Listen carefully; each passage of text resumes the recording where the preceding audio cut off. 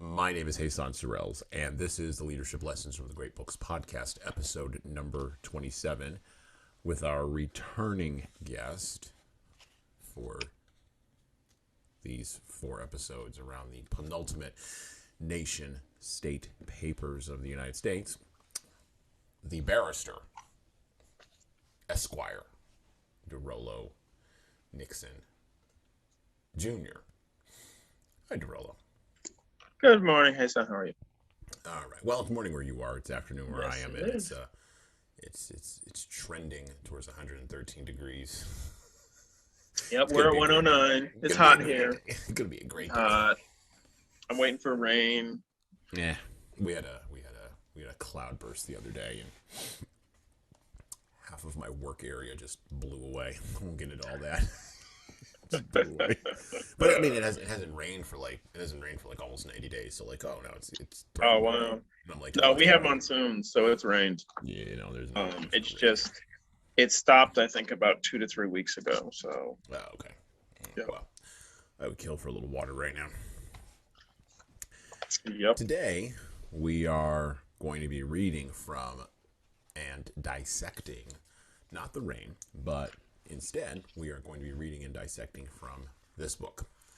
Now, it says on the front here, the Federalist Papers, but there's a number of other different things in here. This is the Signet Classics version of the Federalist Papers, featuring our document, which we are going to be reading and dissecting for leaders today on the podcast, the Constitution of the United States of America, as agreed upon by the convention, September 17th, 1787. We, the people of the United States, in order to form a more perfect union, establish justice, ensure domestic tranquility, provide for the common defense, promote the general welfare, and secure the blessings of liberty to ourselves and our posterity, do ordain and establish this Constitution for the United States of America. That right there, that opening, that beginning, sets the stage for the oldest, if I'm not mistaken, and if I am mistaken, I'll be corrected today, but for the oldest federal constitution in the Western world, 240 some odd years old. And just like the Declaration of Independence has molded and shaped and changed, not progressed necessarily, but has molded and shaped and changed the people of the United States of America. It is a unique document in that it establishes quite firmly, as a follow on to the Declaration of Independence, which we also covered previously on this podcast, it establishes the relationship between the government and the people. And it establishes the rights not only of the people, but also of the individual states in which those people live. And it enumerates powers to 3 branches of the government. And in case you didn't pay attention in civics class, that would be the executive, the legislative, and the judiciary. Those are the 3 branches of the federal government in these United States. Written by ostensibly James Madison, although many other folks argued, and we're going to talk about Ben Franklin's little speech that he made today before he signed the Declaration of Independence. I'm sorry, not Declaration of Independence, the U.S. Constitution. It is a collection, as Franklin said and noted, and I agree with him, of the best wisdom you can get while arguing collectively and collaboratively in a room with a bunch of other people who have passions just as strong as yours, who have beliefs just as strong as yours, and who have practical knowledge and a depth of wisdom that is just as deep, if not deeper, than yours. It is probably the best document for governing that human beings have ever created. And yes, I did just say that out loud. I think it stacks up against the UN Charter, the EU Charter of Rights, and in particular, Pache, Barack Obama, and our friends on the progressive left, yes, it is indeed a document of negative rights. It is about what the government cannot do to you, rather than what the government will do for you. Because fundamentally, the founding fathers knew this. A government that can do everything for you can eventually, ultimately, take everything away from you. Obligations, rights, responsibilities, all of this is inside of a document that is deceptively simple, easy to read, which was also the point of the document, but is also represents the collection of the actual practical tactics of how to govern a wild nation that grew overnight from a collection of rump colonies clustered on the eastern seaboard of the continental United States, all the way to California and even points further north and west. And to talk about all this today, we've got Dorollo back. So let's start off with that opening. We, the people of the United States. People confuse this opening with the opening of the Declaration of Independence because it is rousing and poetic, but they are not the same thing. They're not saying the same thing. Fundamentally, what is the Constitution saying in its preamble that differentiates it from the Declaration of Independence?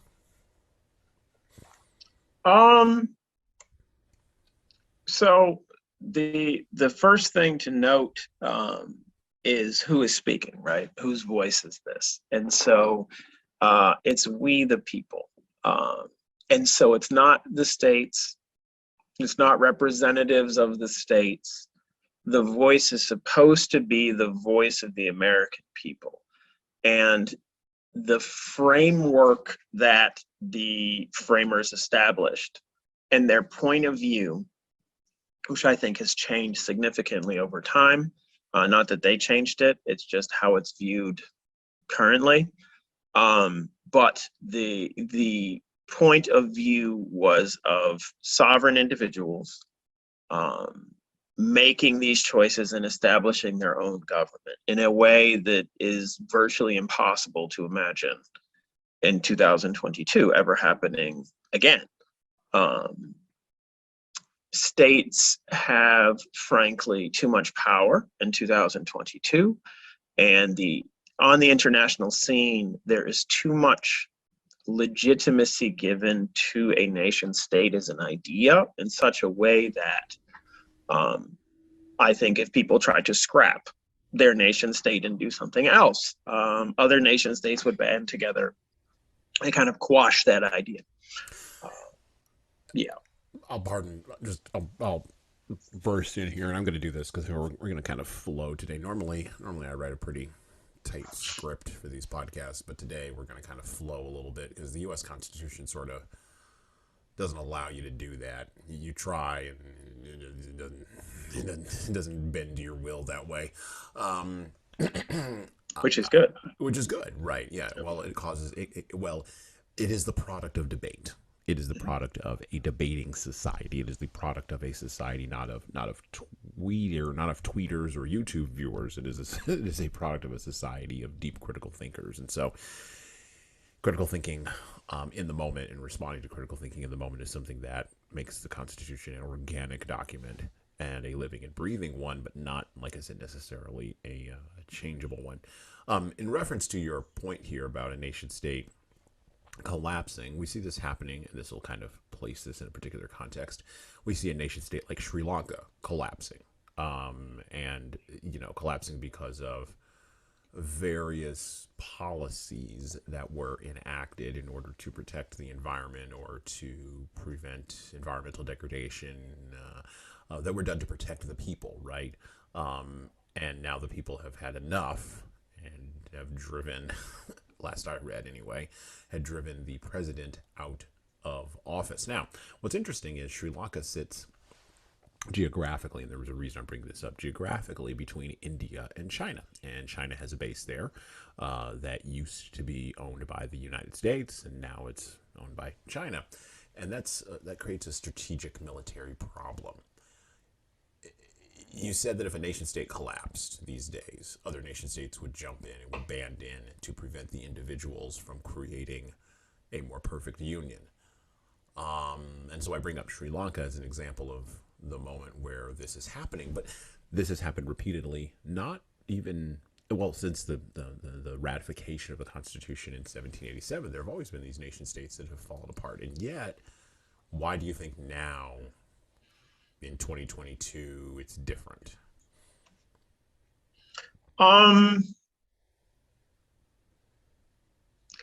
So some of these issues are brought up in the Federalist, but with republics, they, in the past, they only worked over a limited geographic area. One of the reasons that Madison thought this experiment that he framed as the Constitution would actually work quite well to preserve a republic and preserve liberty was because of the geographic breadth of the United States. At the time, of course, he's referring to the 13 colonies, right? Mm-hmm. So all along the eastern seaboard, but spread out pretty well from the top of New Hampshire down through, and the reason I said top of New Hampshire instead of Maine is I can't recall off the top of my head when Maine and Massachusetts split and became two states. And so I'd rather just say the top of New Hampshire, but I haven't forgotten Maine. So top of New Hampshire down to the top of Florida, which was not part of the United States until a fair bit into the 19th century. But anyway, the breadth would allow for factions to be dispersed. And at the time, of course, there wasn't the communications power that we have today. We can now instantaneously communicate throughout the world.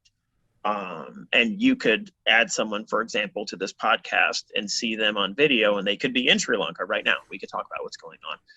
At that time, you didn't have that type of communication ability. You didn't have telegraph yet, let alone telephone, let alone the internet. And therefore, for factions to be spread out and thus not able to topple the throne was one of the strengths that he foresaw. And so now that's not the case. And so now that type of communications power can be used by tyrannies, by arbitrary governments, by people who are fans of the status quo, i.e. the state that just collapsed, rather than notions of sovereign individuals deciding among themselves to elect a certain form of government and give it only limited powers. With the design to, that's the things you just read, establish justice all the way down through, promote the general welfare, etc., to secure these blessings of liberty to ourselves and our posterity, that such a group of sovereign individuals, I think, would be opposed with force today, certainly in many parts of the world, and arguably in many parts of the West. So, yeah. Is this a... Well, there's one of the reasons why we do this podcast, right? We seek to... I'm going to go... I'm going to be a little bit... whatever here. I'm going to say we seek to preserve the best things of the West, right? The best writing of the West, the best literature of the West, the best thoughts of the West. Now, the West... Clearly, we read Asian literature on this podcast. We're going to be reading African literature. We're reading, and we're going to be reading Russian. We've read Russian literature on this podcast. But there's a concept, a Judeo-Christian ethic that lays underneath the West, right? Mm-hmm. And that ethic is embedded in the nation state. It's embedded in the Declaration of Independence, most sort of overtly. But it's even embedded in here in the separation of powers in the Constitution, this idea of, which is, again, a Christian idea, the Father, the Son, and the Holy Spirit, right? The triune entity, right? 3 in 1. Very hard concept for non-religious or secular people to understand, or even people of other religions to understand and accept. Islam claims that that's idol worship, and Judaism claims that it's just foolishness.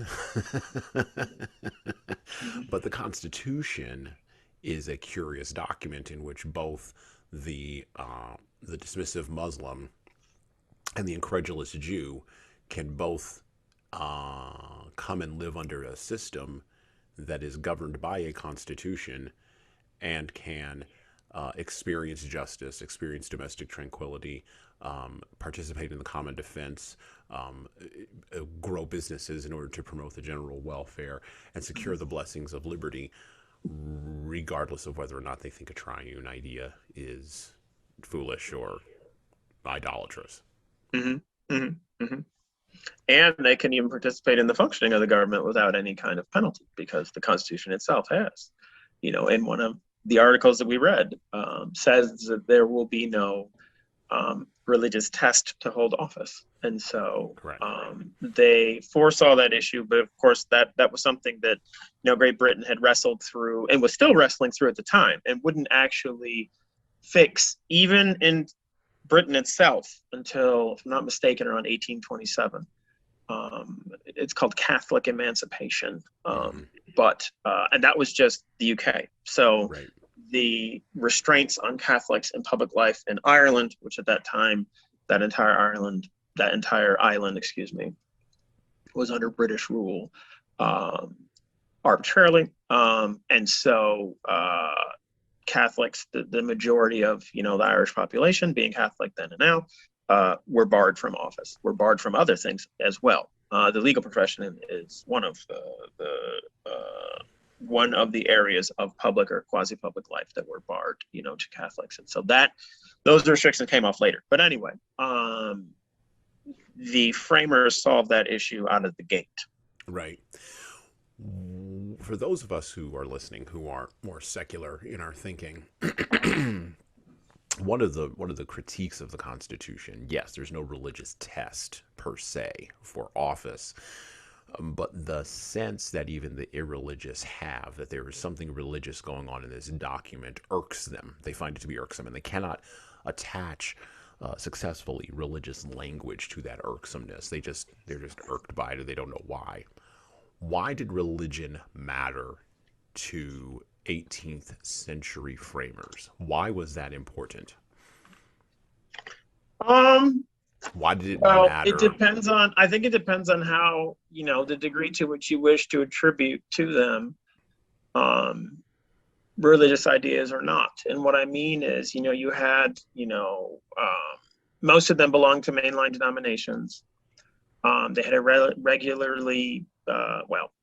a pretty readily known liturgy and how they went through service. Okay. And you had, public prayers and things like that. So, that's one set of circumstances to look at. Then there's the private life, and more importantly, the mind and what was going on in the minds of the framers, and how does one access that? The closest thing we have to that, of course, are their correspondence. And so the letters of many of the framers or founders, such as, Thomas Jefferson, a founder and not a framer, have been examined and pored over. And of course, Jefferson has and he wouldn't call it dubious, he would be proud of it, but the phrase, the separation of church and state, can be attributed to a private letter of Thomas Jefferson. It does not find any place in either the Declaration of Independence or the U.S. Constitution. And further, the person who said that was not a framer of the Constitution. Correct, right. But his phrase has been taken up and people have run with it. Anyway, the private correspondence of the framers and then the other founders helped show what they thought, okay? And one of the greatest fears they had, be he George Washington, be he John Adams, two different states, two different personalities, okay, was basically anarchy and mob rule. They wanted order, and they wanted order first, and they saw order as a product of morality, and morality they knew came from religion. So it sets up a kind of logic progression where you give people religion, they get morality. With morality, we can have order, and then we can have liberty, and we not be on a wooden naval vessel trying to cultivate termites who are then going to destroy the ship and we're all going to drown.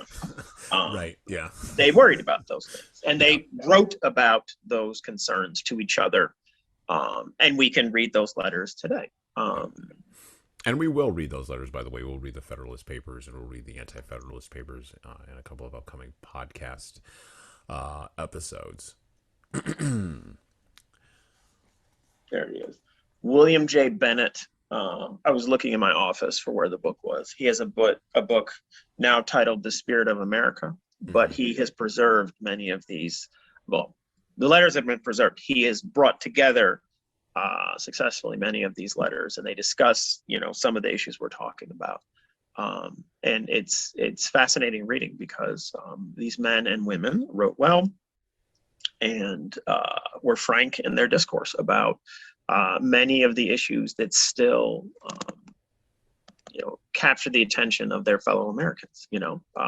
One of the things that the Constitution did not do is resolve the problem of faction, which really just means political divisions, right?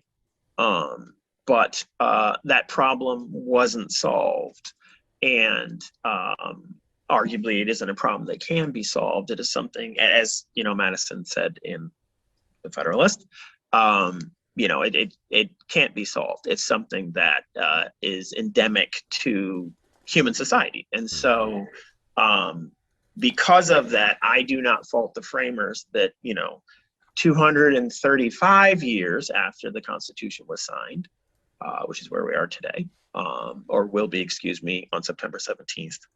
God willing, that's where we'll be. That some of the issues they were talking about, we're still dealing with. Some of what they wrestled with, we're still dealing with, and other things that they wrestled with, we are not dealing with. Right. Okay, we are not dealing with slavery like they were. We are not dealing with. We're not dealing with these calcified parts of the British Constitution, small c, that they were worried about. And so, and there's, passages in Article 2, and I think also in Article 1, where they're, you read some of these things and you say, what the heck is that?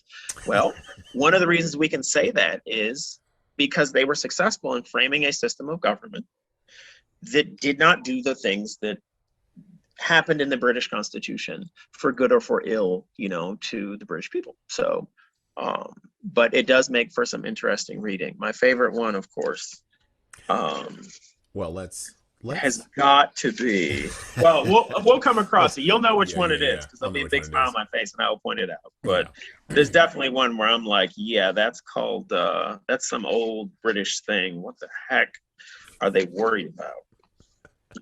So. Let's actually see what they were worried about. Let's dive into the Constitution. So let's start with Article 1, Section 1. All legislative powers herein granted shall be vested in a Congress of the United States, which shall consist of a Senate and a House of Representatives. Section 2. The House of Representatives shall be composed of members chosen every second year by the people of the several states, and the electors in each state shall have the qualifications requisite for electors of the most numerous branch of the state legislature. No person shall be a representative who shall not have attained to the age of 25 years and been 7 years a citizen of the United States, and who shall not, when elected, be an inhabitant of that state in which he or she shall be chosen. Representatives and direct taxes shall be apportioned among the several states which may be included within this union, according to their respective numbers, which shall be determined by adding to the whole number of free persons, including those bound in service for a term of years, and excluding Indians not taxed, 3/5 of all other persons. The actual enumeration shall be made within 3 years after the first meeting of the Congress of the United States, and within every subsequent term of 10 years, in such manner as they shall by law direct. The number of representatives shall not exceed 1 for every 30,000, but each state shall have at least 1 representative, and until such enumeration shall be made, the state of New Hampshire shall be entitled to choose 3, Massachusetts 8, Rhode Island and Providence Plantations 1, Connecticut 5, New York 6, New Jersey 4, Pennsylvania 8, Delaware 1, Maryland 6, Virginia 10, North Carolina 5, South Carolina 5, and Georgia 3. When vacancies happen in the representation from any state, the executive authority thereof shall issue writs of election to fill such vacancies. The House of Representatives shall choose their speaker and other officers, and shall have the sole power of impeachment. Now let's stop there because there's a ton in there that that really does matter. And Mhm. let's start off with the notorious 3/5 clause, which don't want to give the 16. Oh, can we start with the first clause? You want to start with the first clause? Sure, we can start with Yes. the first clause. Yeah, okay, sure. Let's start with the first clause. The House of Representatives shall be composed of the members chosen every second year by the people. No, it's the second clause. The first clause. Oh, you want the first clause? All Yeah. legislative powers herein granted shall be vested in a Congress of the United States, which shall consist of a Senate and a House of Representatives. Sure, let's start Thank with you. that. Yes. The reason I wanted to is there was a recent decision, West Virginia v. EPA, in which the Yes. Supreme Court, upheld the very first clause in the Constitution. That's the actual document rather than the preamble, namely that Congress alone makes the laws. Now, Okay? why is that important? I've been explaining to people West Virginia versus EPA because people don't understand it, because people don't read the Constitution. So why don't we flesh that out a little bit for folks? Why was West Virginia versus EPA such an important decision, and how is that decision going to impact the destruction or the furtherance of the administrative state, which was not described in the Constitution, which Mark Levine and others have described as a slinking fourth branch of government? Correct. So for sovereign individuals who have organized their government as a republic, that requires both representatives rather than each individual voter, forming as a body, making laws, and then being accountable to those voters for the laws that they pass or make. And what we had instead developing over time, and part of it is because of the complexity of government, I get it, but it doesn't mean that it's right or constitutional. But anyway, what had been developing over several years were certain executive administrative agencies like the FDA, like the CDC, like the EPA began to publish or promulgate rules, ostensibly under an act of Congress, that were so widespread and sweeping in terms of how they reorganized how the sovereign individuals lived their lives and conducted business, that arguably it was not a rule. It was not an administrative rule. It was really a law, and it needed to come out of Congress. In other words, people elected to make the laws should have made the laws, and not somebody who is unelected, unknown, in some office tucked away on whatever street L, who knows, in Washington, D.C. Someone you will never see or hear from, other than, well, here's this rule that now says, for example, you can't smoke tobacco at all. Oh, okay. Well, where the heck did that come from? When did Congress pass that? Because the smoker might want to vote for somebody else, but the smoker can't vote for the bureaucrat he or she never sees, who then produced this rule in quotation marks. And so This is about accountability, fundamentally. Correct. And about respect, right? When you respect the voters, you state, this is what I'm going to do, and then you do it, and then you let them either say we agree, or you let them cashier you. And that can't be done where you're unelected. And so where the Constitution is restricted to unelected persons, it's all under Article 3. And so those officers of the state are not elected, and they're not supposed to be. But there's even accountability for them. They have to have good behavior. And of course, where people will challenge what they do on constitutional grounds, they have to figure out some way of claiming that it's not good behavior. And so I don't know what the substance of what New York Congresswoman Alexandra Ocasio-Cortez has said, I have just seen the headlines where she's calling for the Supreme Court to go, and it's just like, okay, but it's whose behavior was bad? Which of these members? Because we don't want to create. Certainly, the framers did not create, and the founders did not anticipate creating a system where if you don't like what they decide, you just throw them out. That's not really how it works. And they knew that passion and faction would drive that way, and they framed this system to prevent that from being able to shipwreck the whole. So I thought it was important to highlight that the very first clause says, this is who makes the laws, not the president, not some office that the president can legitimately create under the Constitution. They don't make laws. Their job is to carry into effect the laws of the United States of America, and not to create those laws themselves. Yeah. It's interesting too, because one last reference and I'll stop. Yeah, go ahead. Sorry. This week, today, if I'm not mistaken, President Biden signed so-called bipartisan gun regulation into law. But last week, if I'm not mistaken, he was signing an executive order that relates to something having to do with restricting people's gun rights. And so it's fascinating because that also, not challenged under West Virginia v. EPA, but that also is a similar mechanism to make law that is not legislation coming out of Congress, and thus is not in compliance or conformity with Article 1. And so writing regulations to regulate how the executive branch does things is certainly within the president's power. He's the head of the executive branch. That's his Article 2. That's what it's about. But from what I have seen, it does not sound like that is the intention behind, oh, we need to do something. Oh, okay. But now it doesn't sound like you're trying to do something that only applies to what is it within your administrative bailiwick, as it were. It sounds like you're trying to legislate. That's what it sounds like. And so maybe they will challenge that as well. I would welcome such a challenge, because that also needs to be roped in. Well, and when factions running around like Karens with their hair on fire, screaming, won't someone do something? And then something does get done. The something that typically gets done is not something that matches with the Constitution, because the Constitution is not a document that is designed for, in a panic, in a reactive mode, someone to quote unquote do something. It is designed instead for deliberation, for moral behavior, for slow movement.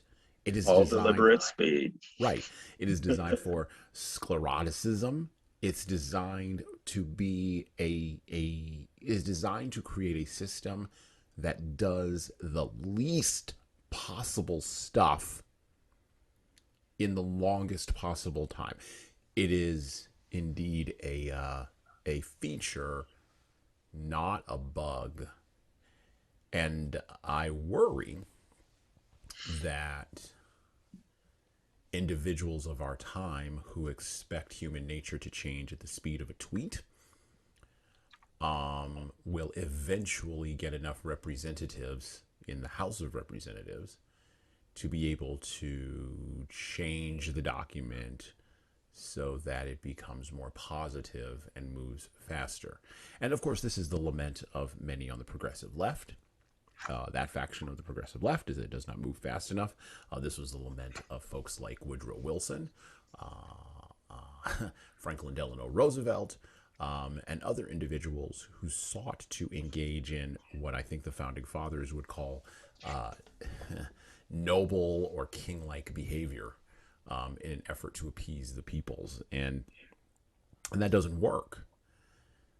Now, an example of the slow-moving nature of the Constitution is this 3/5 clause, and this has been used to whack the United States over the head in walking hand in hand with our original sin of slavery. most notably and most recently by the 1619 Project and the purveyors of those ideas that are over there, that the U.S. founding somehow wasn't in 1787. The U.S. founding was somehow not based on truth. Instead, the U.S. founding was based on a lie. This is the Howard Zinn view of the world.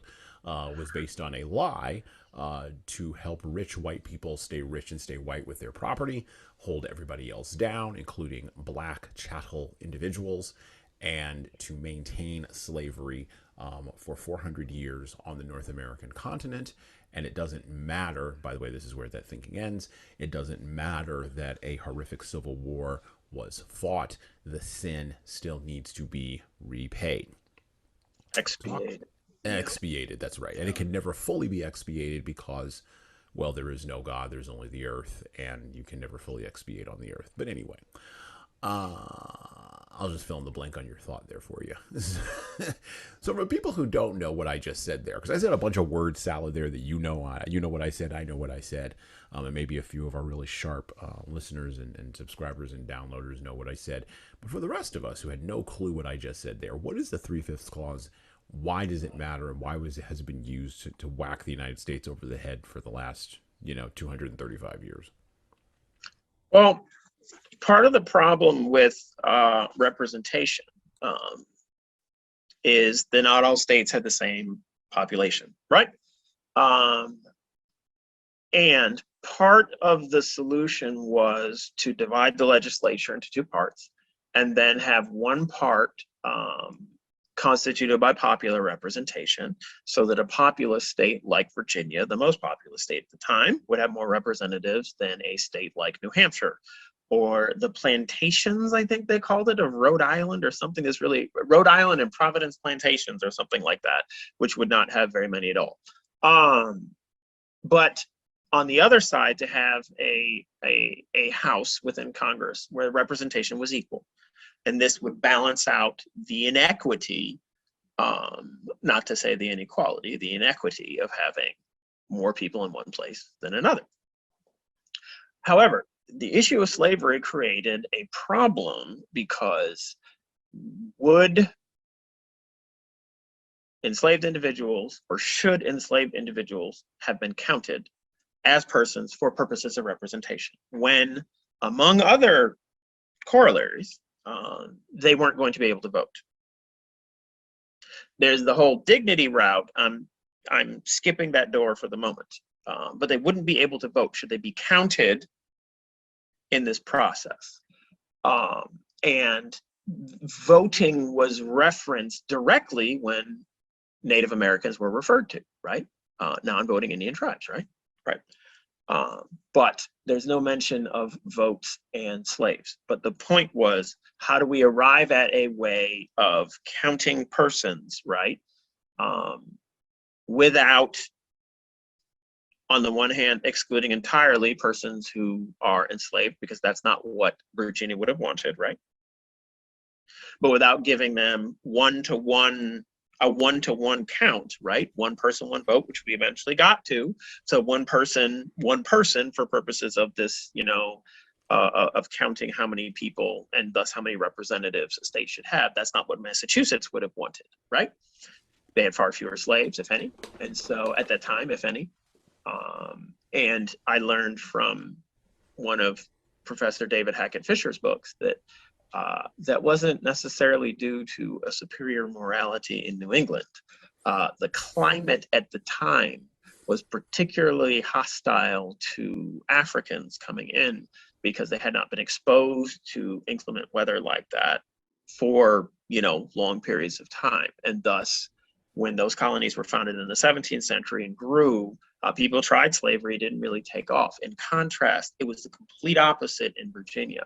In Virginia in the 16th, certainly in the 16th, because of just one colony then, but in the 17th century and the 18th centuries, in the beginning, especially around the James River, it was white people who were dying because they came from Europe and we're not accustomed to the malaria and other types of tropical diseases that for Africans, this happened every day. It was normal, meaning the genetics had grown to deal with it. And so they weren't dying, but were multiplying. And so ironically, Virginia was well suited for Black growth, as were the Carolinas. And of course, that's where my families are from. So anyway, yeah, so this was a compromise so that there was not the complete removal of enslaved persons who weren't going to vote for the counting, but not counting one for one, because compromise is what politics is about. Which is that axiom is one of the banes of conservatives, right? Because conservatives don't want to do that.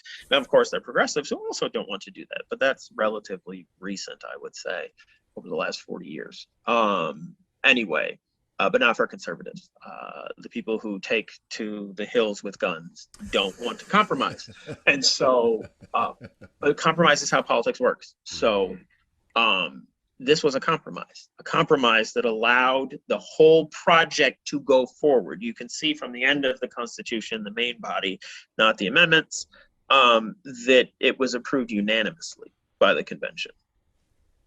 Well, the first person who signed it was a slave owner from Virginia named George Washington. So for him and others to sign on, I believe, one of the things that was necessary was this compromise. And so that's my take on it.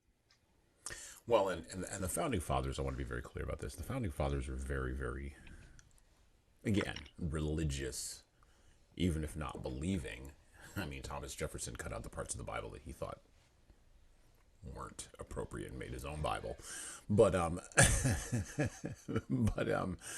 he knew enough to know where to cut. And this is the thing that I want to get across to our secular atheist listeners. The very founding of the country itself that has allowed the development of the luxury of secular atheism, and it is a luxury to believe it, to claim to believe in nothing. That's a luxury. The very founding of the country that has allowed this luxury to grow over the course of time, and the freedom to engage around this luxury without fear of loss of life, limb, or property, came out of a series of compromises, a series of best compromises at the time. And one of the main critiques, one of the main pushbacks against the Constitution is that the compromises that were made in the past don't represent fully the needs of individuals in the present, nor do they fully meet the needs of, or represent, or can possibly address potential future compromises that may pop up tomorrow. But I would push back and I would say that the founding fathers understood that the compromises that they were making were not about technology or about communication or about material things. They were making compromises instead about much higher order things that are not going to be changing in the next 100 years, as long as human beings still have hearts where envy and tyranny and jealousy and greed still run rampant. Mm-hmm. Back to the Constitution, Article 1, Section 3. The Senate of the United States shall be composed of 2 senators from each state, chosen by the legislature thereof for 6 years, and each senator shall have 1 vote. Immediately after they shall be assembled in consequence of the first election, they shall be divided as equally as may be into 3 classes. The seats of the senators of the first class shall be vacated at the expiration of the second year, of the second class at the expiration of the 4th year, and of the third class at the expiration of the 6th year, so that 1/3 may be chosen every second year, and if vacancies happen by resignation or otherwise during the recess of the legislature of any state, the executive thereof may make temporary appointments until the next meeting of the legislature, which shall then fill such vacancies. No person shall be a senator who shall not have attained to the age of 30 years and been 9 years a citizen of the United States, and who shall not, when elected, be an inhabitant of the state for which he shall be chosen. The vice president of the United States shall be president of the Senate, but shall have no vote unless they be equally divided. The Senate shall choose their other officers, and also a president pro tempore, in the absence of the vice president, or when he shall exercise the office of the president of the United States. The Senate shall have the sole power to try all impeachments, When sitting for that purpose, they shall be on oath or affirmation. When the President of the United States is tried, the Chief Justice shall preside, and no person shall be convicted without the concurrence of 2/3 of the members present.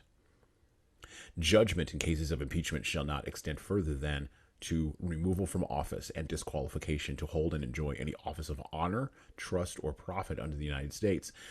But the party convicted shall nevertheless be liable and subject to indictment, trial, judgment, and punishment according to law. There have been 3 impeachment attempts in the last 235 years. That would be Nixon, Clinton, and your friend and mine, Donald J. Trump. There has been only one successful impeachment, and that was Andrew Jackson, or not Andrew Jackson. What's his name? Andrew Johnson. Andrew Johnson. Thank you, not Jackson. Johnson. Andrew Johnson back in the day. That last part there. Is that why presidents resign?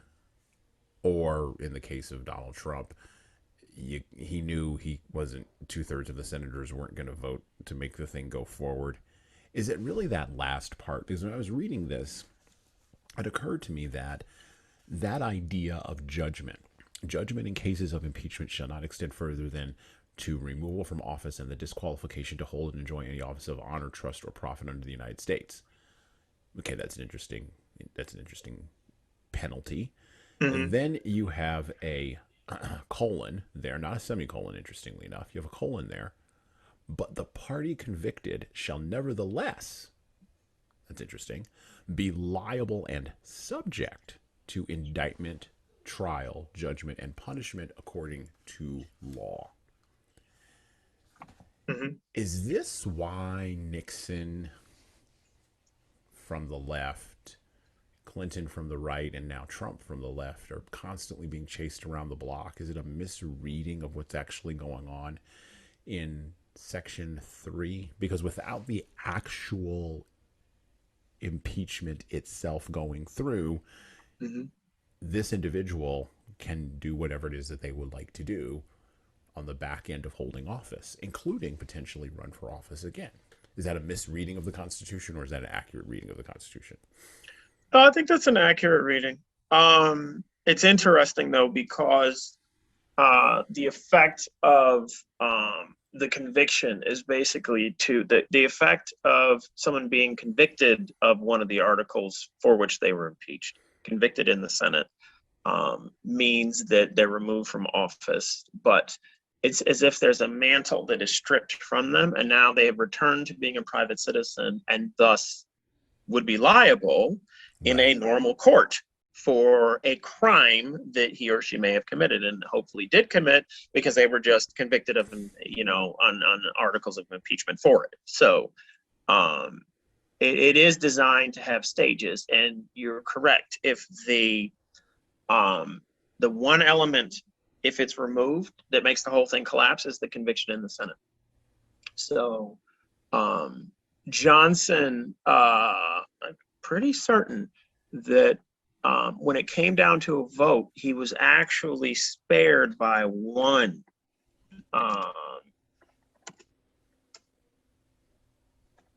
Just gonna make sure. Yes. So one vote short of the 2/3 majority. And talk about a close run thing. Yes, it was a close run thing that he wasn't running because that was not his issue. He had issues, that was not one. Well, he had strengths, that was not one. If he had run his ship more closely, he probably would not have been impeached, but who am I to judge? My name is Nixon. Who am I to judge? Yeah. But anyway, I cannot pass up that joke. So it hangs out there. It's just, it's really hard. Convicting people in the Senate is really hard. It's done on purpose because basically the types of things you're supposed to be impeached for are huge. and they're not supposed to be political. They're supposed to be legal, like treason, not like you don't like what I've been doing.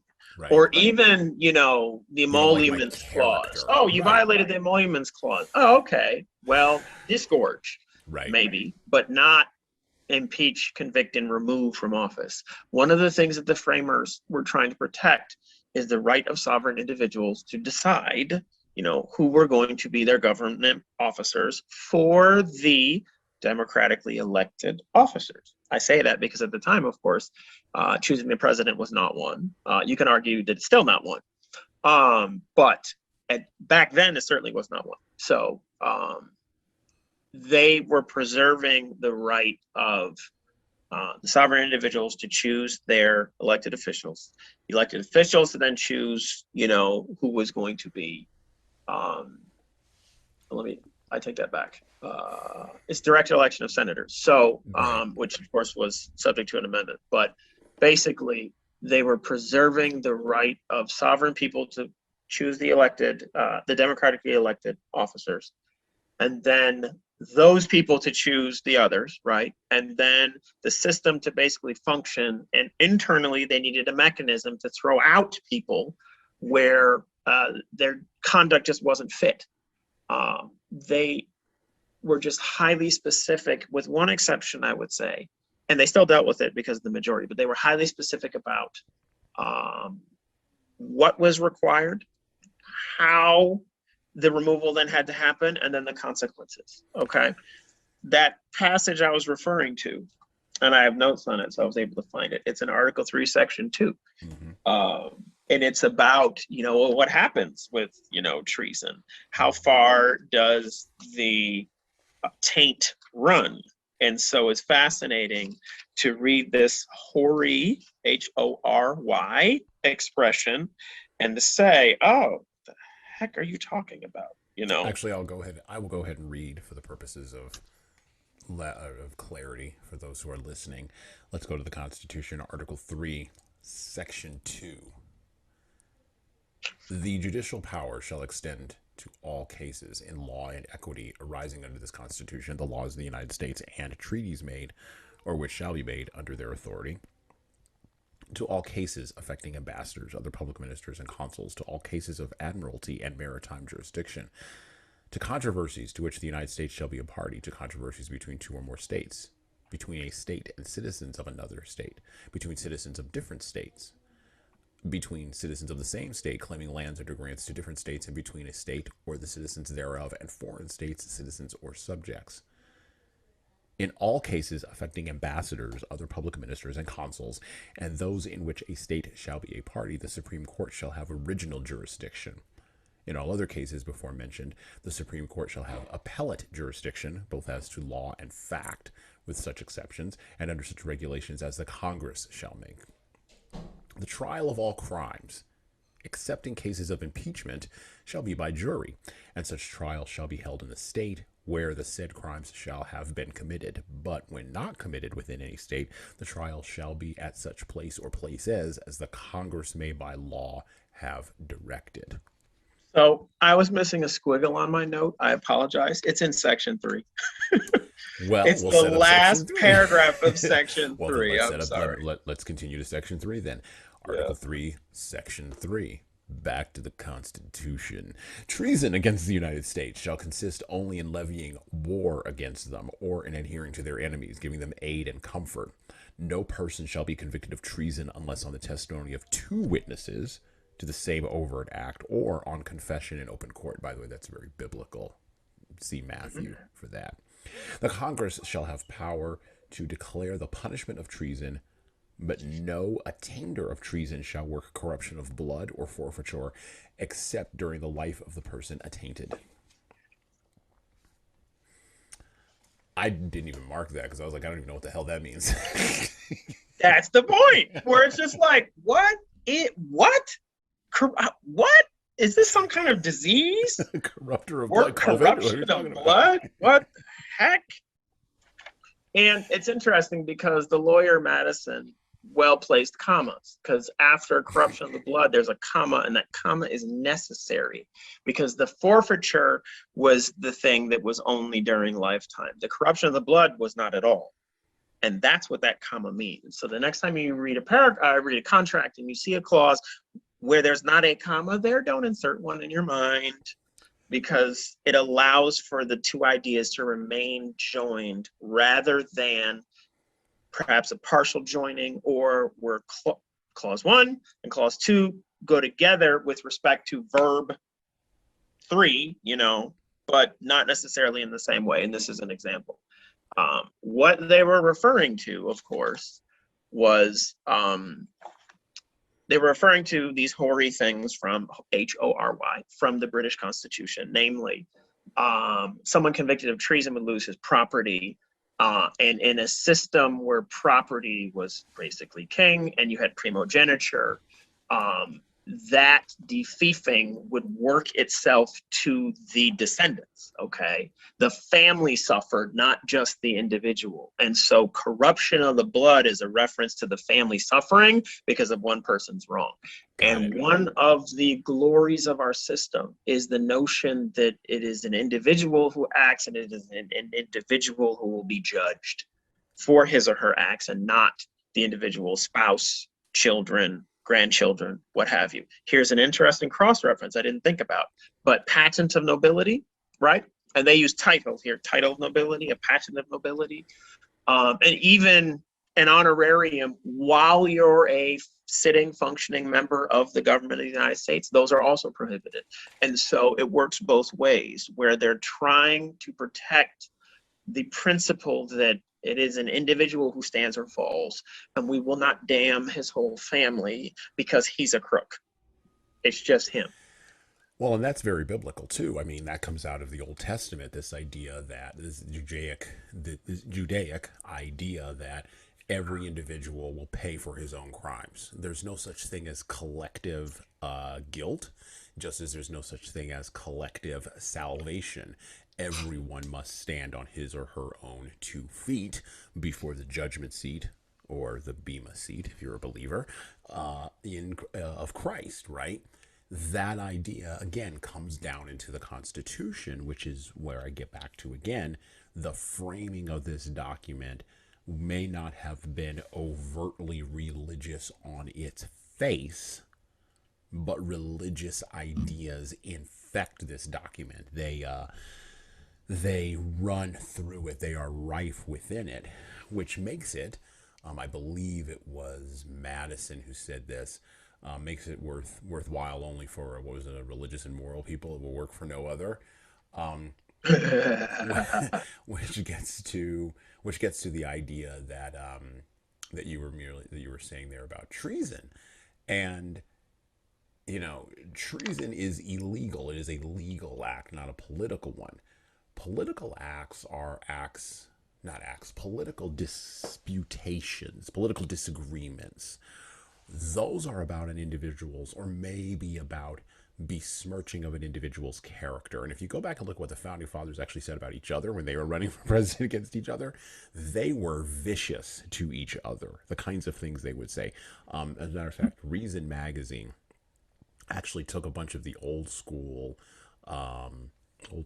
political pamphlets from back in the day and they updated them to make them like modern political ads, and then like Thomas Jefferson and I approve this message. And the things these people said about it was unbelievable. Yeah. We are polite compared to them. Like, they would say, if Madison gets to be president, he's going to make sure that all your daughters have relations with pigs. And, if Jefferson gets elected, he's going to make sure that all of your daughters wind up with their skirts upside down on top of their heads, twerking in the street. Now, these were political disagreements. Mm-hmm. And so the kinds of things that the media over the course of the last 40 years has promulgated against various politicians of various camps, of various factions, such as it were, are pale in comparison to what these individual politicians said about each other, or these individual men said about each other, behaving in a political fashion. And then the other dynamic you have here in the Constitution is that the Constitution allowed for the expansion of the franchise. So black people, right, freed from slavery, now could become part of the franchise. Indians could become part of the franchise. Women, by dint of a constitutional amendment, could become part of the franchise. As the franchise expands, the opportunities for factions to politically engage in character assassination, which is my whole point here, and to confuse such character assassination with treason expand as well, which is why it is such a narrow bridge. Mm-hmm. And rightfully so. They made it hard to get rid of people for political reasons. Right, just because you don't like the way that Clinton, just because you why don't like have the a way constitution? Well, just if you can get rid of people for political reasons, why have a constitution at all? Just because you don't like the way Bill Clinton plays, the saxophone on Arsenio Hall doesn't mean you get to get rid of him. Right. Just because you don't like the way he twirls his cigar doesn't mean you get to get rid of him.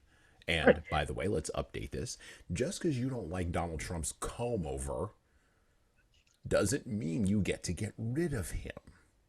So this idea, I love this idea that's been promulgated in the last few years, of this idea of the erosion of democratic norms, and that has been laid at the foot of the Constitution. No, democratic norms, quote unquote, don't have anything to do with the document itself. They have to do with other things. The document is fine. It is the people who have changed.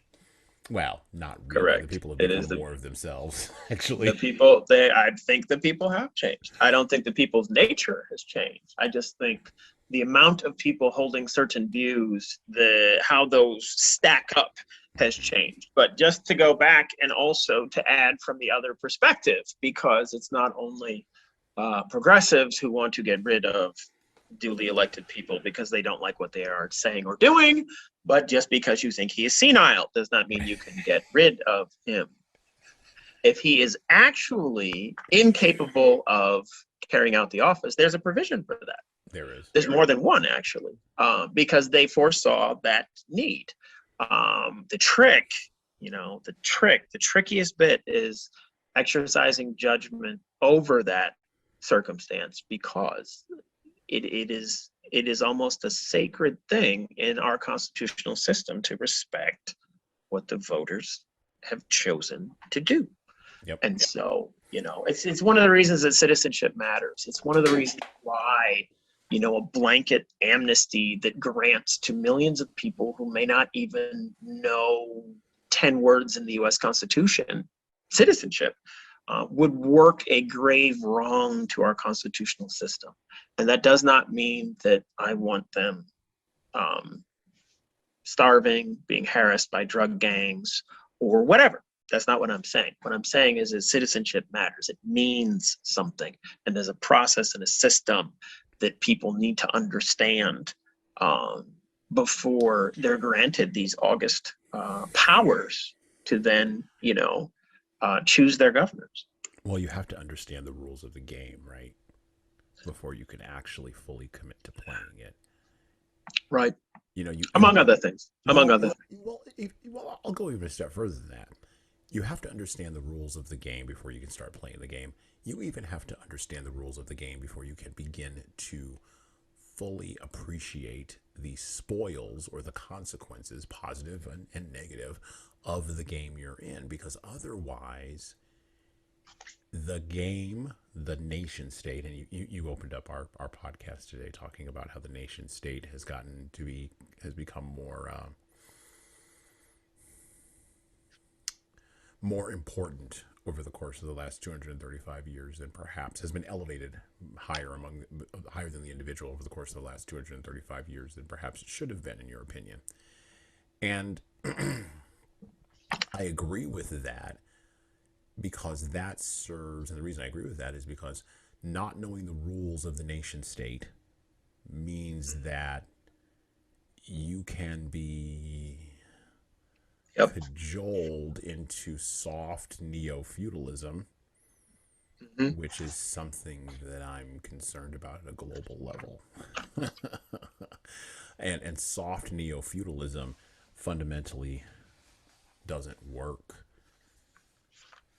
in a nation state with a constitution like the United States of America. Right. Going back to the Constitution for just a second, Article, I'm going to jump backward here. Article 1, something I want to talk about here. We'll talk about taxation a little bit and the role of Congress. You know, that do nothing Congress. Article 1, Section 8. The Congress shall have the power to lay and collect taxes, not the Federal Reserve, not the IRS. The Congress shall have the power to lay and collect taxes, duties, imposts, and excises, to pay the debts and provide for the common defense and the general welfare of the United States. But all duties, imposts, and excises shall be uniform throughout the United States. To borrow money on the credit of the United States, to regulate commerce with foreign nations and among the several states and with the Indian tribes.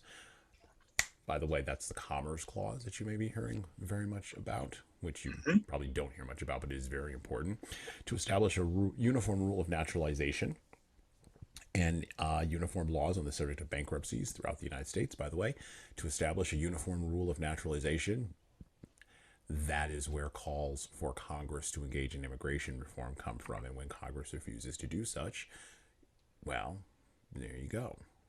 To coin money, regulate the value thereof, and a foreign coin, and to fix the standard of weights and measures. To provide for the punishment of counterfeiting the securities and current coin of the United States. To establish post offices and post roads. To promote the progress of science and useful arts by securing for limited times to authors and inventors the exclusive right to their respective writings and discoveries. By the way, that's trademark and copyright law. To constitute tribunals inferior to the Supreme Court, that's your federal district courts, to define and punish piracies and felonies committed on the high seas and offenses against the law of nations. This one's important. Article 1, Section 8. To declare war, grant letters of marque and reprisal, and make rules concerning captures on land and water. To raise and support armies, but no appropriation of money to that use shall be for longer a term than 2 years. To provide and maintain a navy, to make rules for the government and regulation of the land and naval forces, to provide for calling forth the militia, to execute the laws of the Union, suppress insurrections, and repel invasions. To provide for organizing, arming, and disciplining the militia, and for governing such part of them as may be employed in the service of the United States, reserving to the states respectively the appointment of the officers and the authority of training the militia according to the discipline prescribed by Congress. This is what runs the National Guard, by the way. To exercise exclusive legislation in all cases whatsoever over such district, not exceeding 10 miles square, as may be by cession of particular states, and the acceptance of Congress become the seat of government of the United States, and to exercise like authority over all places purchased by the consent of the legislature of the state in which the same shall be, for the erection of forts, magazines, arsenals, dockyards, and other needful buildings. And to make all laws which shall be necessary and proper for carrying into execution the foregoing powers and all the other powers vested by this Constitution in the government of the United States, or in any department or office thereof. How is it that modern Congress can't get anything done?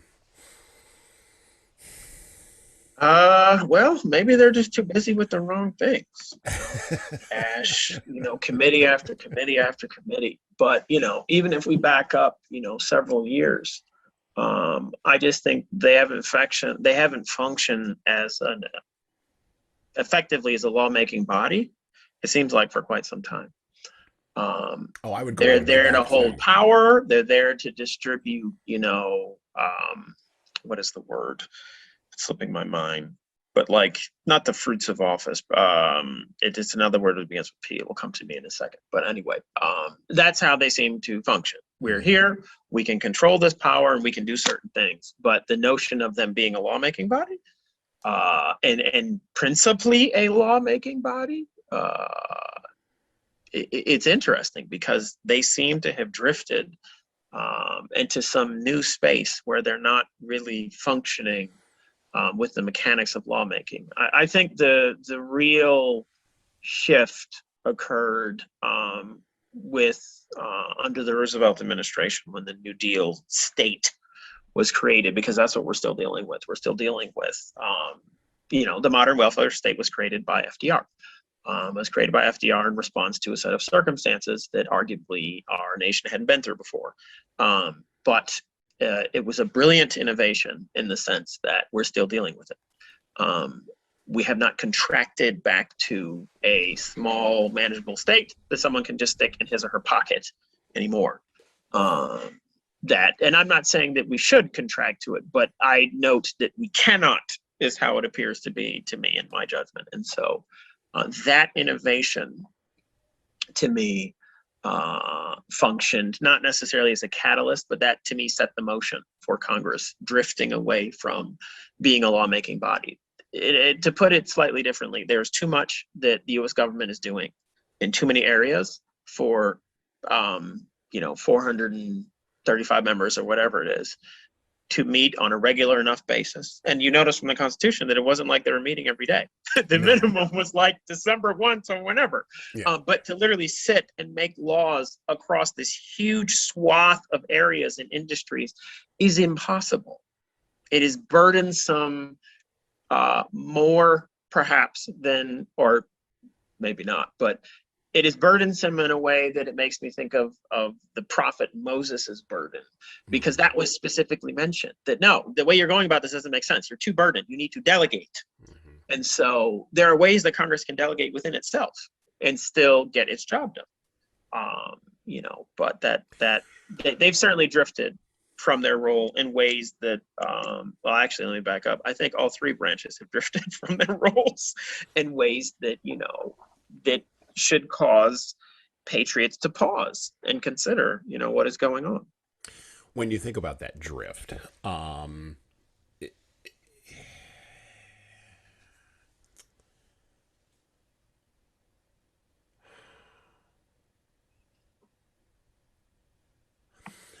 the dynamic of that drift, I'm curious. If a Congress who drifts and does nothing because it's too complicated, is that more dangerous or less dangerous than a Congress that seeks to keep its hand on the wheel all the time, but only in these very narrow band of things? Which one is more damaging to the Republic? I think the former. Because at least you know who to blame in the latter circumstance. And you also understand what the stakes are. We're sending somebody to Washington, and what she's going to do is to make laws that impact us. Here are the limited areas in which she's going to do that. She's going to do it in concert with other people from our state and from other states. Okay. And if we agree with what she's doing, wonderful. And if we don't, we're going to cashier her and put somebody else in place. That it limits the number of people responsible to a manageable number. And they're known, versus sending someone into an abyss and not knowing what is going to come out and who did what, is not, that is something that puts liberty in danger. And this is the fundamental tension, right? Because I'm going to take up the opposing side of this. The world is complicated now, and we do maybe need more laws and regulations in order to manage the complication. Take, for instance, something like net neutrality. We need a law because the internet is the Wild West. There are many bad actors. There's abuse. There's behavioral AI. There's school shooters. There's mental health issues.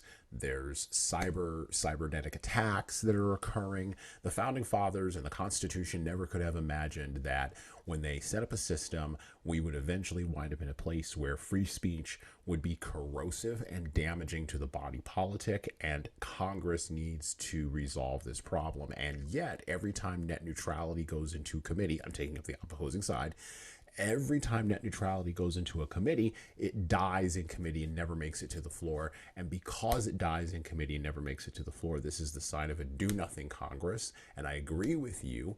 The individuals are doing nothing because they are bought and paid for by Comcast and these giant corporations, which would prefer to not have net neutrality and thus kill it in committee, strangling the thing in its cradle that 330 million people are crying out for. They are crying out for management of these corrosive systems that we have built, and it is only government that can save us from the corporations. How dare these congressmen and congresswomen stand in the way of the American people being saved from the corporations' perfidy? How dare they do that? And the Constitution is a problem, so we need to change it, or we need to tax those corporations out of existence. We need to make the internet free for everyone, because the founding fathers could never have anticipated this. Well, some of them had incredible foresight. Foresight to what? They couldn't have anticipated the World Wide Web. They could never have imagined telecommunications beyond all belief. They had incredible foresight into what? I don't care about the human heart. I'm taking the opposite side. I don't believe that has any relevance here in this conversation. What has relevance is the attainment of power by these massive organizations, and government is the only tool that we have, represented by our Congress people, who are a check on this overweening and gigantic power. And how dare you not be a person who wants to help us check this power? Okay, so then I would counter with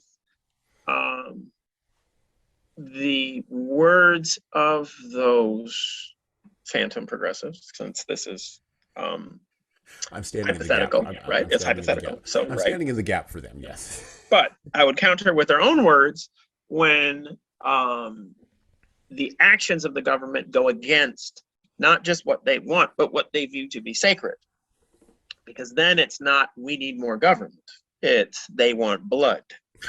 And so the shoe is on the other foot when the government is not only not doing what you want, but is expressly doing what you despise. All of a sudden, government is not the savior. So government solutions to rioting is shoot rioters. All of a sudden, oh, now we need a commission about what?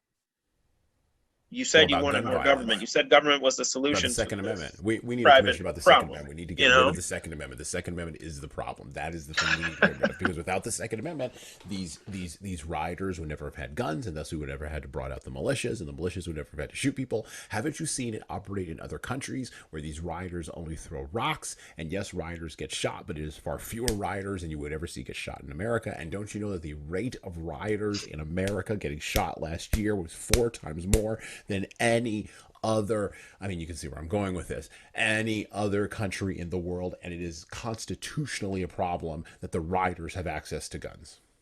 Why don't you do something? Why doesn't Congress do something? Why doesn't Congress change the Constitution to limit the amount of access that rioters have to these weapons that are military grade? Because they can't. They don't have the power to, thankfully. I mean, we just went through a holiday that literally exists because men with guns said, sorry, government, but you're out of here. But what about the Highland Park shooting? There was a person with a high-powered rifle that shot a bunch of people. How can you look at that in the face and say we cannot solve our gun violence problem? How is it always never the guns problem? It's always these other problems. So there's I deplore the shooting, of course, and my heart goes out to any family that has to deal with that kind of tragedy. Mm-hmm. Being a husband and a father, it's something that there's a weight to it that wasn't there before becoming a husband and a father. Be that as it may, there are two lenses through which I wish to look at that situation and the response that it's called for. The first is the analogous situations in which no one is claiming that the tool or the implement needs to be removed. There are vehicular accidents that kill many people every day in our country, and no one is arguing that vehicles need to be removed wholesale. There are other types of tools and devices that injure humans. Even if you were to say red meat causes heart attacks, red meat causes strokes. That's not new science, and that's not much of a stretch in terms of existing dietetic and biological science. Okay, but banning cows, no, you just don't eat the meat. Okay. Be careful how you drive. Obviously, regulate the age at which someone can start driving. I understand that. But learning how to operate a firearm and learning how to operate a vehicle, a firearm is a lot easier to operate than a vehicle, period. I say that as a gun owner and a gun user. They're a lot easier to operate than a car. And so the amount of training it takes to operate it correctly, there's much more for a car. And yet we casually go about how that works, right? You take a written exam, the questions to which you can easily discover. This is pre-internet. You can easily discover what the questions are. Okay, and then you practice with a parent or uncle or older brother or what have you, older sister, and then you take a road test and then you passed. Here you are, imprimatur. You're now fit to get behind a vehicle and drive 85 miles per hour in a 60 zone or 55 zone in New York, right? And then crash into a bus and kill 27 people. Like, we're comfortable with that. We're comfortable as a society with that apportioning of the risk. So the analogous lens is one of the things I'd like to look at. But the other lens is the lens of history. Because when somebody says, pick your school shooting and say, this is deplorable, which I agree. This shouldn't have happened, which I agree. We want to prevent this from happening again. I actually agree. But they see another crazy walking into a school, and I see Stalin, who murdered millions of my wife's nation in Ukraine, and nobody being able to stop him. That's what I see. And that danger is paramount to me in a way that the risk of that is not something that I want to hazard. And so a cursory review of history will show you nations that were armed and then were disarmed and then what happened to them. It's just history. And so that is the second lens through which I look at these issues.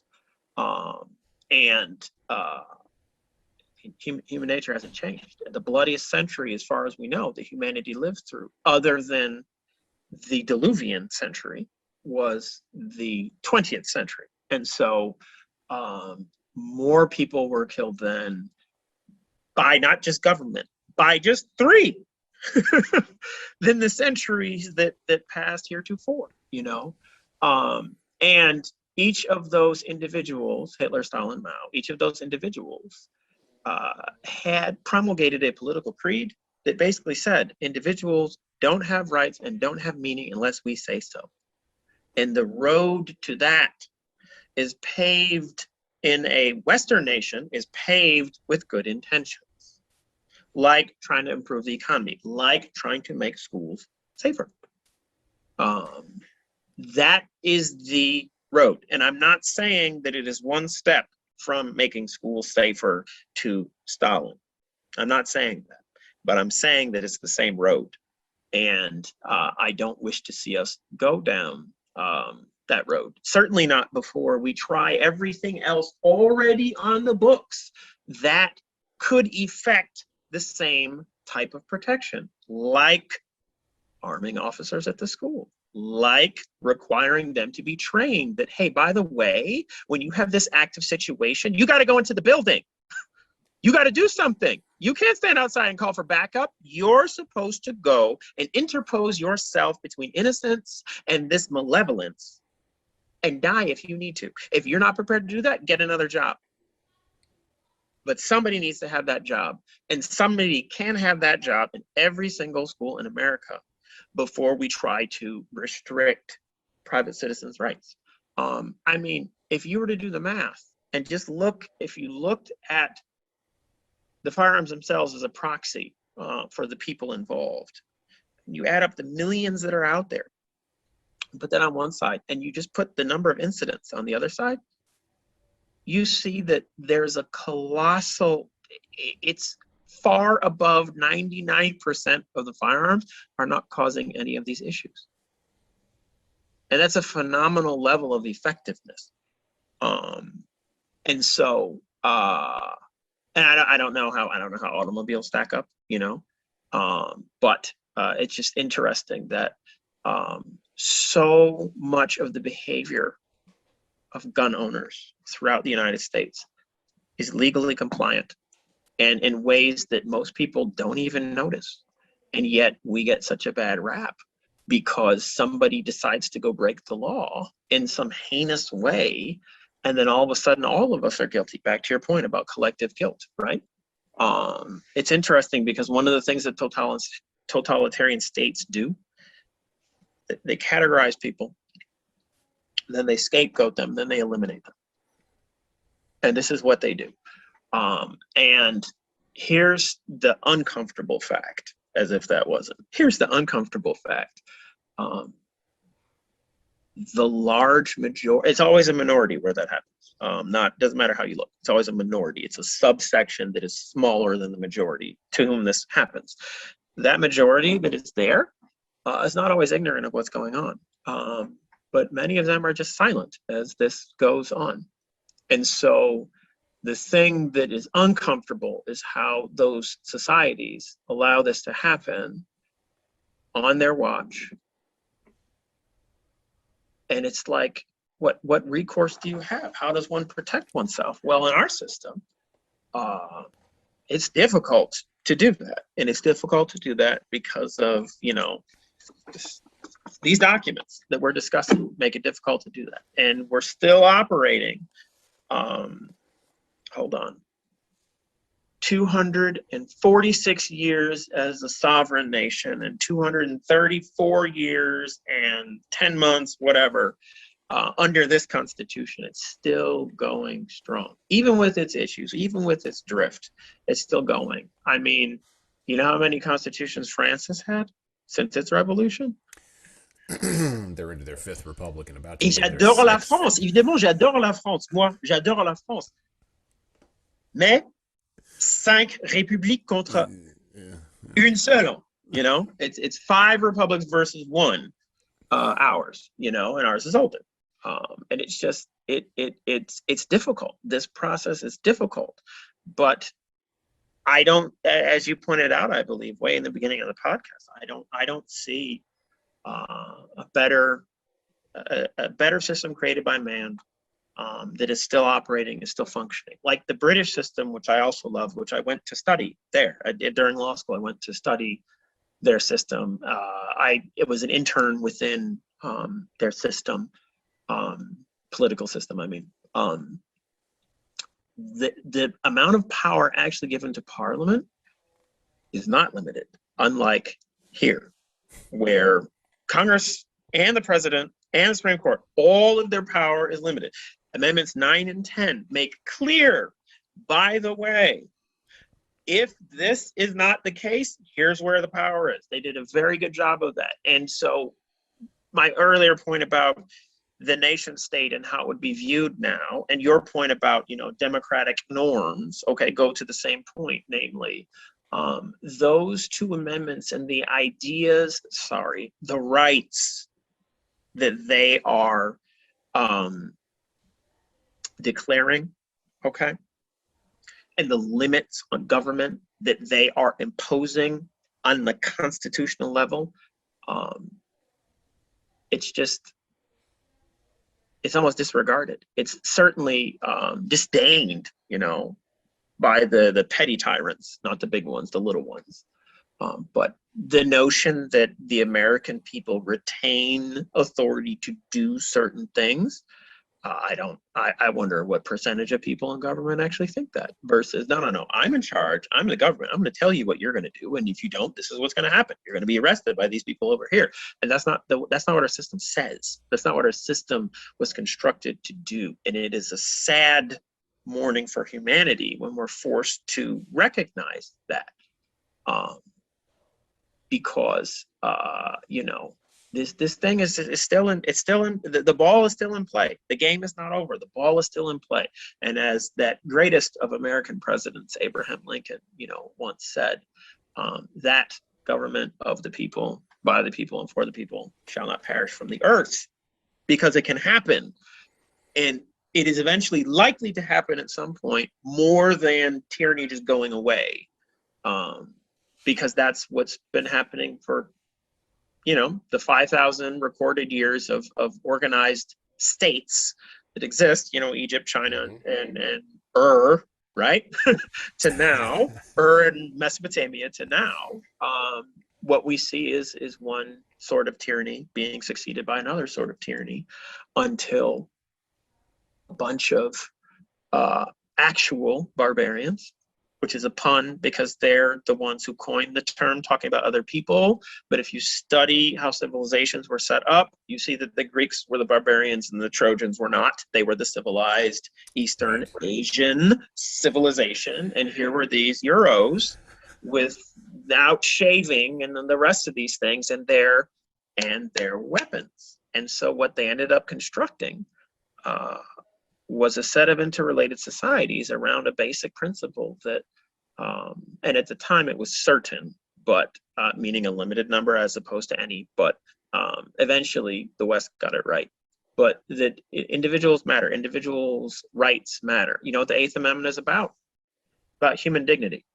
It's about, you're not gonna crush somebody even when they're guilty. That's what it's about. That's what it's about. You're suspected of being guilty, you can't have bail. That's crazy, okay? And you are guilty, you're not going to have cruel and unusual punishments. And they didn't mean you weren't going to be executed. No. It wasn't about that. Look up being drawn and quartered. It's that crap that was not going to pardon me. There was that type of punishment that was not going to happen. Watch Braveheart. Watch what happened to William Wallace. That hanged, drawn, and quartered. Do you want that? You ever seen somebody broken on the rack? You don't really want to see that. You think waterboarding's bad? There's a reason I brought that up in talking about the Eighth Amendment, for the record. But anyway, if you think waterboarding is bad, you should watch somebody get racked. It's not. I'm not saying waterboarding is not bad. I'm saying that the rack is horrendous. And of course, there's obviously that, Persian innovation on hanging called crucifixion. Yes. That the Romans discovered and said, hey, we like this. We like nailing you to a piece of wood until you suffocate. That's horrendous.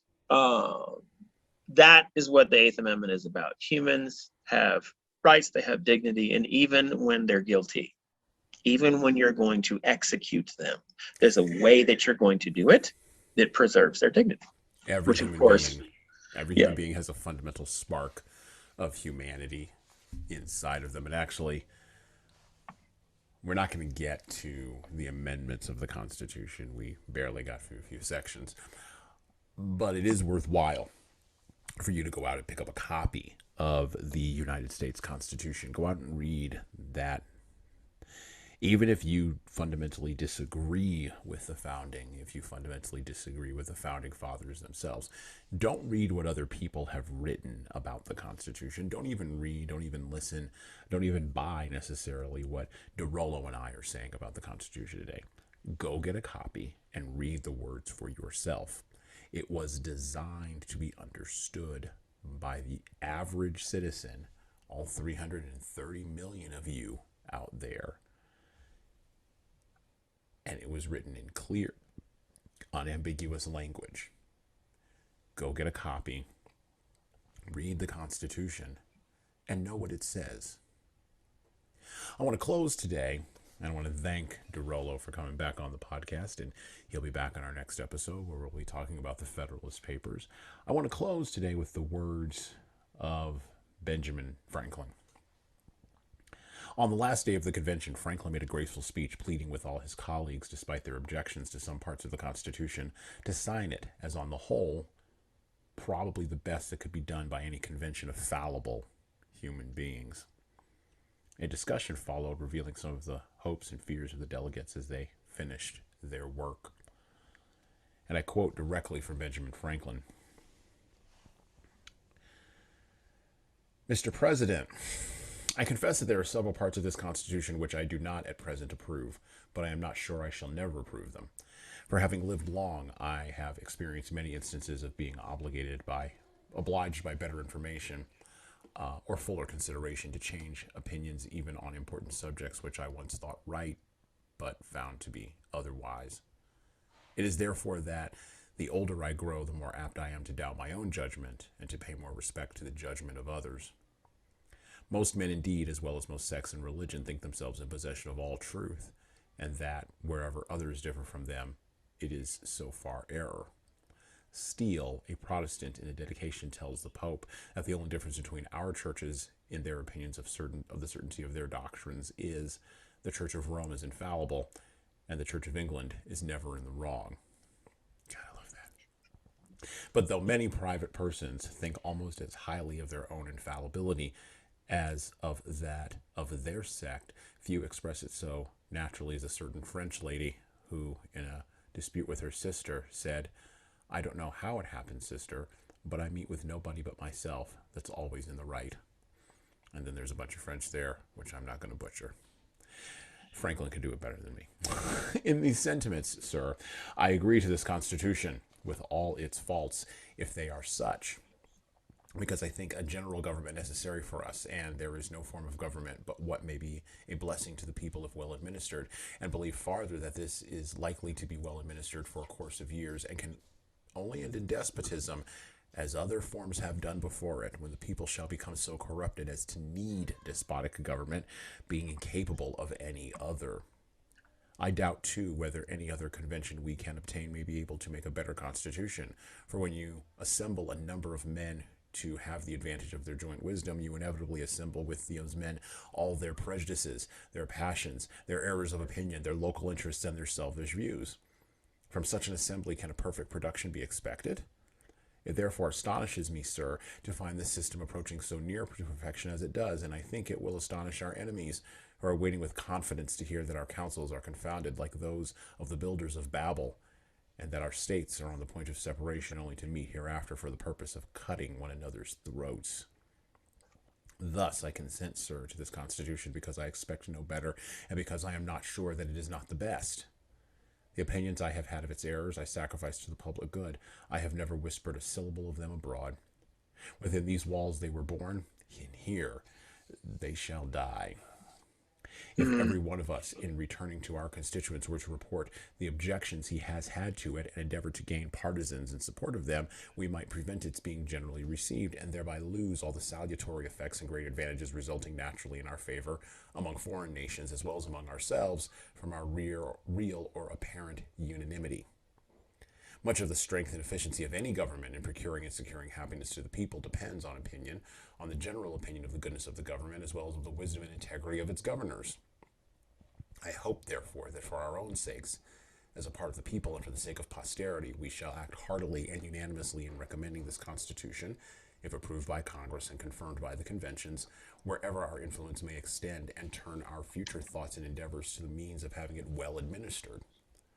On the whole, sir, I cannot help expressing a wish that every member of the convention who may still have objections to it would, with me on this occasion, doubt little of his own infallibility, and to make manifest our unanimity, put his name to this instrument.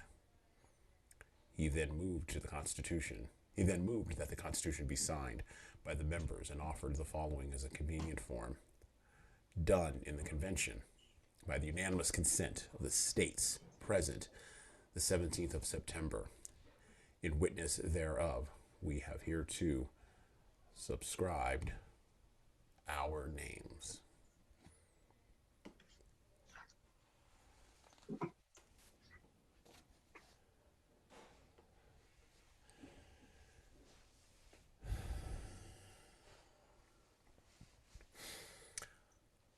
I think Ben Franklin would be astonished. I think Alexander Hamilton would chuckle. I think Thomas Jefferson would sit very quietly and scroll through Twitter. I think George Washington would probably want to be left alone. Finally. Finally. By the way, in case you're wondering, George Washington only said one thing during the entire convention, and then he sat down and was quiet for 99.9% of it. Proving sometimes for leaders that saying nothing is better than filling the words or filling the air with blathering words that don't mean anything. Final thoughts, Dorollo, on the U.S. Constitution, our system of government, and perhaps our not entirely perfect, but potentially more perfect union. Long may she live.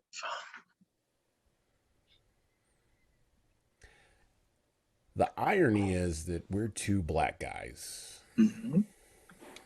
And I think that all the founding fathers would be shocked by that. I think some less so than others. And I'm not racially focused on this podcast. I think that those things like race and gender and national origin and even fundamentally religious distinction, those are material distinctions that we have to fight past in order to get to things that are higher up the hierarchy, in order to lead better, because they are mere surface factions, creating surface partisanship that at the end of the day, if you want to accomplish a goal as a leader, doesn't really matter. However, I will say that I value the U.S. Constitution and the Declaration of Independence quite highly. People in my family have fought and have bled and have died for the preservation of these documents in ways both small and large.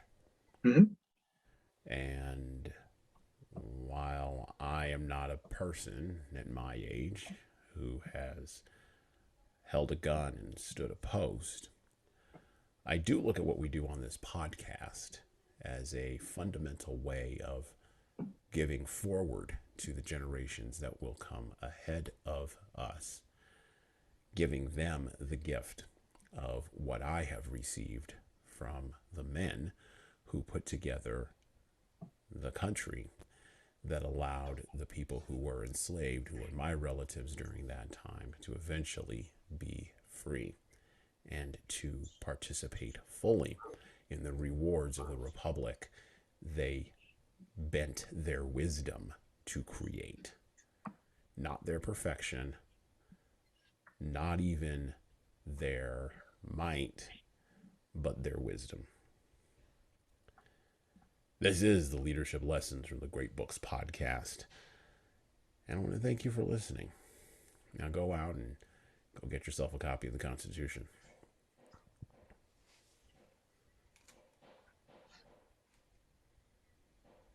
Well, if you liked that video, you should check out more by subscribing to the Leadership Lessons from the Great Books podcast playlist here on the HSCT Publishing YouTube channel.